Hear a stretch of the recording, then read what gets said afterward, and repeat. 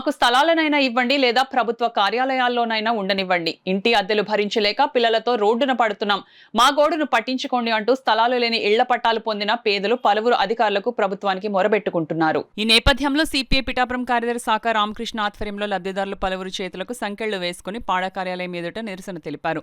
పాడా పీడి శ్రీనివాసరావుకి వినతిపత్రం అందజేశారు. అధికారంలోకి రాగానే తమకు ఇళ్ల స్థలాలు కేటాయించేస్తామంటూ హామీ ఇచ్చి 2 ఏళ్లు గడిచినా ఇప్పటికీ దాని ఊసు లేకపోవడం బాధాకరమని, స్థలాలు ఇచ్చే వరకు తమకు జైళ్లలోనైనా ఆశ్రయం కల్పించండి అంటూ వేదన చెందుతున్నారు.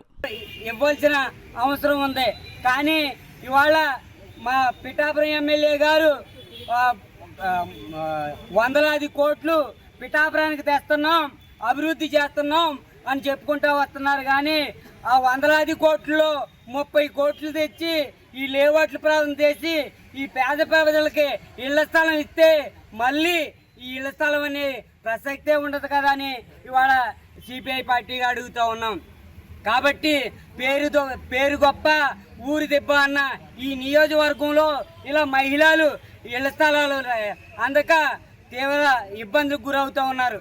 ఇప్పటికైనా మా సిపిఐ విన్నపం విని స్థానిక ఎమ్మెల్యే గారు, డిప్యూటీ సీఎం గారు కలగజేసుకుని ఇక్కడ ఏ అయితే సైట్లు ఉన్నాయో అవన్నిటి మీద పర్యవేక్షణ చేసి తక్షణమే ఇళ్ల స్థలాలు ఇవ్వాలని, లేదంటే పిఠాపురం పట్టణంలోనే ఆయన సొంత నియోజకవర్గంలోనే మహిళలతో నిరవధిక దీక్షలు చేపడతామని ఈ సందర్భంగా తెలియజేస్తా ఉన్నాం. అసలు అద్దెలు కట్టుకోలేని చాలా ఇబ్బందులు ఉన్నాయండి. అద్దెలు ఒక నెల అద్దెలు ఏంటైతే మాత్రం మమ్మల్ని ఖాళీ చేసి బయటికి ఇంటికి బయటికి పంపిస్తున్నారండి. పిల్లలతో ఎక్కడికి వెళ్ళాలో తెలియట్లేదండి.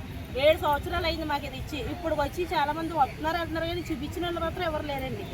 అంటే మేము తిరుగుతున్నా కూడా మాకు ఏ రెస్పాన్సిబిలిటీ ఉండలేదండి. మేము మరి ఎలాగా పోరాడాలో మీరు చెప్పండి. మరి మా ఎంతవరకు న్యాయం, మరి ఎలా మమ్మల్ని వదిలేదు? ప్రభుత్వ కార్యాలయం కూడా మరి చేస్తే అలాగే చెప్పండి మీరే. ఇదైతే ఇక్కడతో ఆగదండి. ఎందుకంటే మేము ప్రభుత్వ కార్యాలయంలో అనే సరే వచ్చి కూర్చుంటామండి. మేమైతే కదలమండి. ఎంతవరకు ఉన్నా మేము వెళ్ళిపోతామండి.